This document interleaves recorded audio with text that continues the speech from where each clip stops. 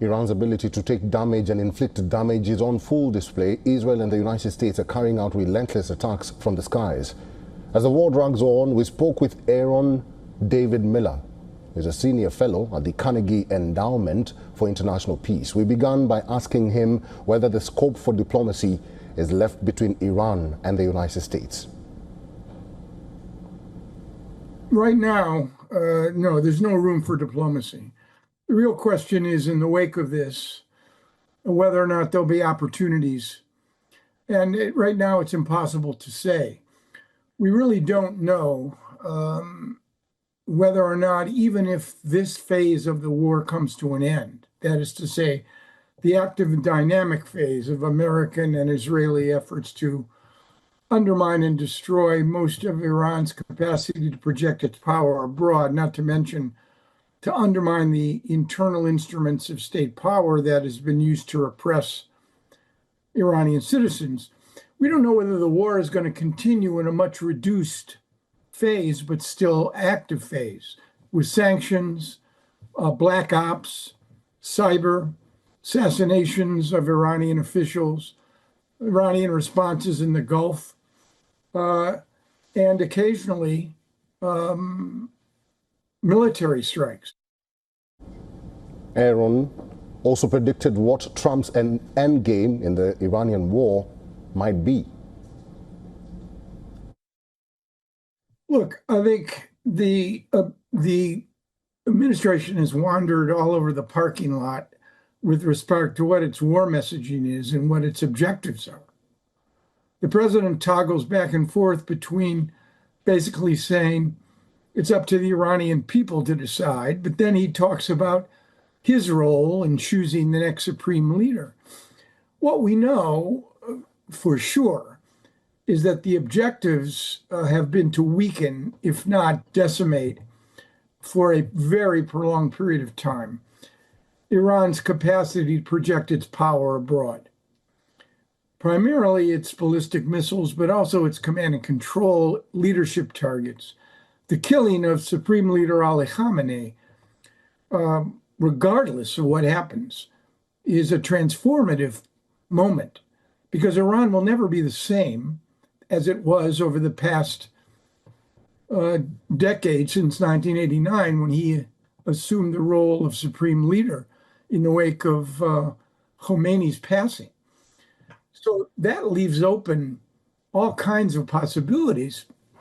So at a minimum, we're talking about undermining Iran's power projection. One piece here of this is important, and that is the presence of 900 pounds of highly enriched uranium at 60% contained in 18 to 20 scuba-like tanks. I think that this war will not be deemed a success without trying to figure out a way to deal with that material, whether that means special operations forces or at some point in negotiation to extract that material. I think the latter is unlikely. We also asked Miller about his opinion on how long Iran can sustain such relentless damage from Israeli and U.S. attacks. I think quite a bit. After all, people say this is the weakest point in Iran's history since the revolution. That is not true. The Iran-Iraq War was a much weaker point, where you had internal challenges, an external aggressor, and divisions within the establishment, the Iranian establishment. I think Iran can absorb an enormous amount of pain, in large part because there is no public pressure right now. This is not like the US, where there are constraints. I think the Iranian public's capacity to absorb pain and the fact that the regime seems to be determined, regardless of how much damage is done, to remain defiant, means this could go on for quite some time. And remember, in this part of the world, India knows well, geography is destiny. And the Gulf states are very vulnerable, even though they're increasingly dependent. Their proximity makes them vulnerable.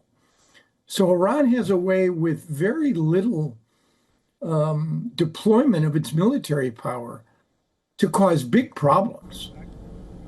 So is Iran up for a long-standing war with the United States and Israel? This is what Miller says.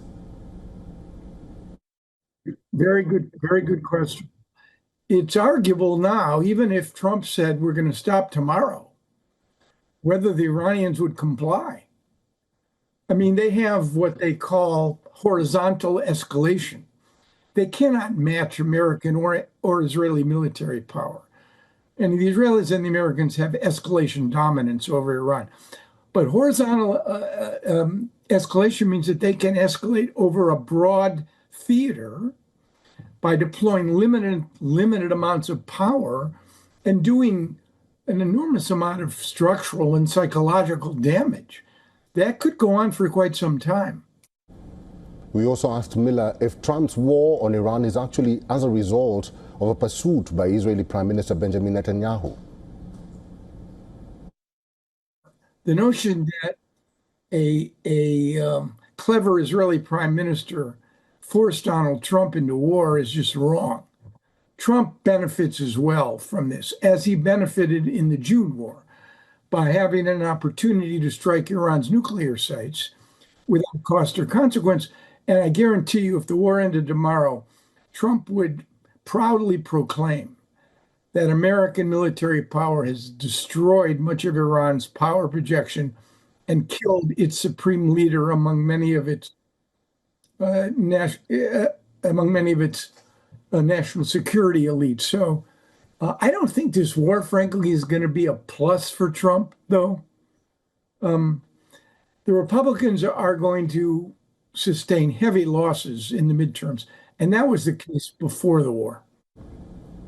Aaron Miller told us what role Russian President Vladimir Putin can play since he has offered to mediate between Iran and the United States.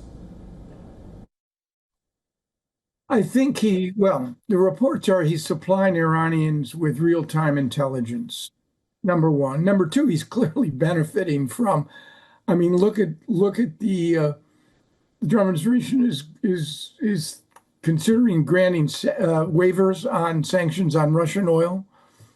This is an issue that affects India for sure.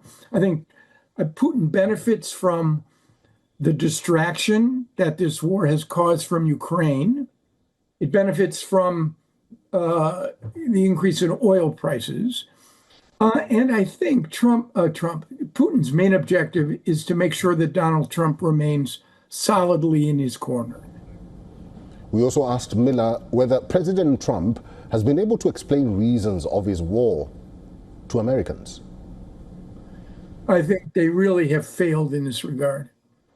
And I think that's very serious because let's be very clear.